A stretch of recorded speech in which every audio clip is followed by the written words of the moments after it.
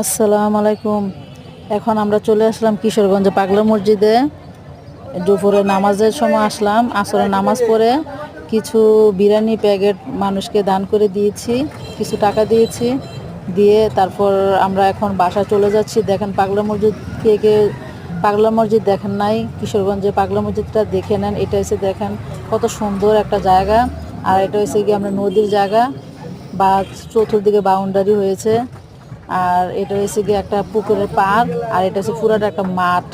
দেখেন পাগলা মসজিদের মাঠটা কত সুন্দর দেখতে, অনেক সুন্দর।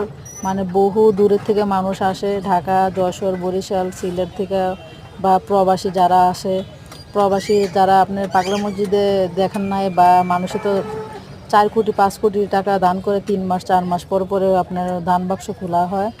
এই দেখেন আপনি কত সুন্দর। এটা হচ্ছে একটা ব্রিজ, আর এটা হচ্ছে একটা ঘাট। মানুষ এটাতে উজু করে। শুক্রবারের দিন অনেক ভিড় হয়, অনেক হয়, তাই জন্য আমি আসরের টাইমে ভিডিওটা করলাম। প্রায় মাগরিবের আগ হয়ে গেছে, দেখেন অন্ধকার হয়ে যাচ্ছে। আমি এখন বাসা চলে যাব, তাই আমি একটু ব্লগ করে নিলাম। দেখেন এইগুলোতে টুপি, পাঞ্জাবি, তারপর আপনার রুমাল, তবজি এগুলো বিক্রি করা হয়। চতুর্দিকে দোকান আছে, কোরআন শরীফ বিক্রি করা হয়।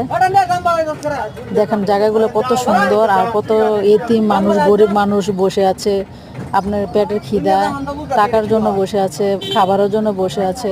তাই আমি আসলাম, দেখলাম, ঘুরলাম, অনেক ভালো লাগছে।